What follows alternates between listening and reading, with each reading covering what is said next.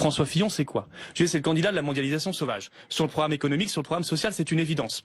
Je veux dire, je ne vois pas très bien comment il va créer une majorité sur un projet qui prévoit d'augmenter la TVA de 2 points, qui prévoit de supprimer 500 000 fonctionnaires.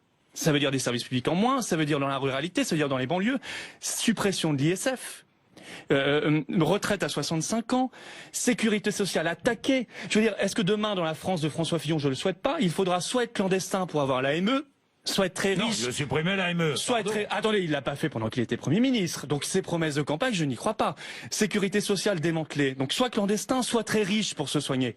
Est-ce que vous pensez que ça va créer une adhésion et une majorité, un rassemblement majoritaire? Je ne le crois pas. Mais en même temps, la mondialisation sauvage, elle a besoin de l'homme qui circule librement, de l'homme corvéable à merci, de l'homme interchangeable. Et pourquoi François Fillon nous dit à ce moment-là ce qu'il a dit le 26 septembre dernier: je préconise que l'État crée des centres d'accueil pour les migrants, c'est la seule voie raisonnable. Eh bien, il a été exaucé. Alors François Fillon, vous direz c'est un candidat de droite. Sur l'économie, je dirais que c'est un candidat ultralibéral. Mais sur l'immigration et l'identité, c'est un candidat dans la continuité de François Hollande. Russe, comme vous, comme Marine Le Pen.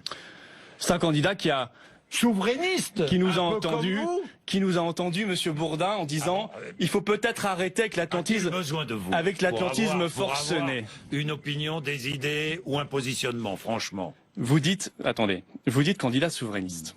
Je vais vous dire une chose, Monsieur Bourdin. Si vous l'écoutez réellement, François Fillon, il ajoute toujours souverainiste européen. C'est-à-dire anti-souverainiste, anti-souveraineté nationale. Il faut que les Français comprennent une chose. Quand on est le candidat de la mondialisation sauvage, il y a une logique. Non, on est logiquement, on l'a vu, pour un projet ultralibéral.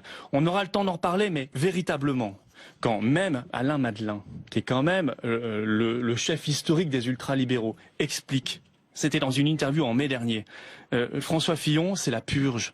C'est Robin des Bois à l'envers, on prend aux pauvres pour donner aux riches. Quand même Alain Madelin le dit, vous voyez, c'est pas le Front National. Quand même Alain Madelin dit cela, oui, enfin, et on le là, comprend. C'est pas la référence ultime. Hein. Attendez, on le comprend parce que revenir sur la durée légale du temps de travail, revenir sur ces acquis, même de l'après-guerre.